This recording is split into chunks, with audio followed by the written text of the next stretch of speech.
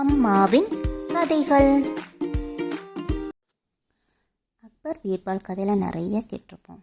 அதில் ஒவ்வொரு கதையிலையும் பீர்பால் தன்னோட அறிவு கூர்மையை நம்மளுக்கு காமிச்சிருப்பார். அப்படிப்பட்ட கதை தான் இந்த கதையும். இந்த கதையோட தலைப்பு சமைக்கப்படாத பொங்கல். ஒரு முறை அக்பரும் பீர்பாலும் அரண்மனை சுற்றி நடந்துட்டுருக்கப்ப பீர்பால் சொல்கிறாரு, அரசே, இந்த உலகத்தில் மக்கள் பணத்துக்காக எதையும் செய்வாங்கன்னு சொல்கிறாரு. ஆனால் அரசர் அதை மறுக்கிறாரு. அப்படியெல்லாம் இல்லை, பணத்துக்காக எல்லாரும் எதையும் செஞ்சிட மாட்டாங்க அப்படின்னு சொல்கிறாரு. இப்படியே நடந்து போகிறப்ப அரண்மனையில் இருக்கிற ஒரு குட்டையை 2 பேரும் கிடக்குறாங்க. அது தொட்டு பார்த்தா நல்ல குளிர்ந்த நீராக இருக்குது. அப்போ அரசர் சொல்கிறாரு, பீர்பால், இந்த குளிர்ந்த தண்ணியில் யாராவது ஒருத்தர் இரவு முழுக்க நின்றுக்கிட்டே இருந்தாங்கன்னா அவங்களுக்கு 1000 பொற்காசுகள் தரேன்னு சொன்னாங்கன்னா நிற்பாங்களா அப்படின்னு கேட்குறாரு. அது அக்பர் சொல்வார், கண்டிப்பாக வருவாங்க அரசே அப்படின்னு சொல்கிறாங்க. அப்படின்னா நீ யாரையாவது நாளைக்கு கூட்டிகிட்டு வா, நிற்கிறவங்களுக்கு நான் தகுந்த சன்மானம் தர்றேன் அப்படின்னு சொல்கிறாரு.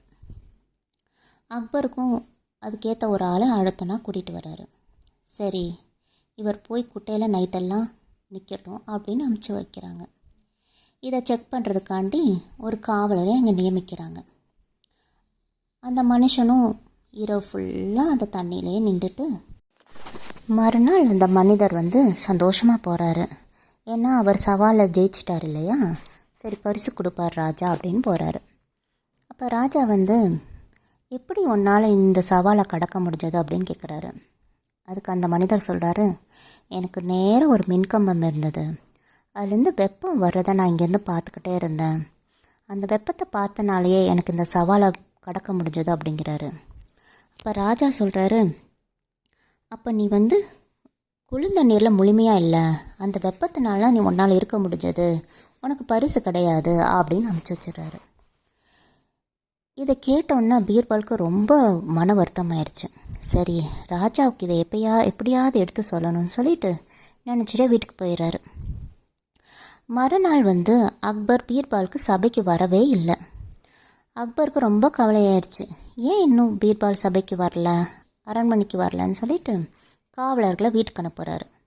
காவலர்கள் வீட்டுக்கு போயிட்டு சொல்கிறாரு, அரசே, பீர்பால் பொங்கல் சமைச்சிட்ருக்காரு, அந்த பொங்கல் எப்போ வேகுமோ வெந்த பிறகு தான் அரண்மனைக்கு வருவார் அப்படின்னு சொல்கிறாங்க. அன்னைக்கு முழுசாக பீர்பால் வரவே இல்லை. சரி, மறுநாள் போகிறாரு. அப்போ அக்பர் ஒரு காட்சியை பார்க்குறாரு. பீர்பால் வீட்டில் கீழே தீ எரிஞ்சிக்கிட்டு இருக்கு. அடுப்பில் ஒரு 10 அடிக்கு மேலே ஒரு கயத்தில் பானையை கட்டி அதுக்குள்ளே அரிசி போட்டு வெந்துட்டுருக்கு. அப்போ அக்பர் கேட்குறாரு, ஏன் தீ கீழே போட்டுட்டு அடுப்பை கீழே வச்சுட்டு நீ பானையை மேலே தொங்க விட்டுருக்க அப்படின்னு கேட்குறாரு. இல்லை அரசே, இந்த வெப்பத்திலே இந்த அரிசி வெந்துடும், அதுவரை நான் அரண்மனைக்கு வரமாட்டேன் அப்படின்னு சொல்கிறாரு. அப்போ அரசர் சொல்கிறாரு, இந்த உயரம் ஒரு 10 அடிக்கு மேலே இருக்குமே, அது எப்படி இதோட வெப்பம் அந்த அரிசியை வேக வைக்கும், இது 1 வாரம் ஆனாலும் வேகாது அப்படின்னு சொல்கிறாரு. அப்போ தான் பீர்பால் சொல்கிறாரு, இப்படி 10 அடி இருக்கிற வெப்பமே அந்த அரிசி வேகாதுன்னா அந்த குளத்தில் இருந்த மனிதர் பல தொலைவில் இருக்க அந்த மின்கம்பத்தை பார்த்துட்டு இருந்தப்போ அந்த வெப்பம் மட்டும் இவருக்கு எப்படி உதவி இருக்கும் அரசே, இதை நீங்கள் நினைக்கவே இல்லையா அப்படின்னு கேட்குறாரு.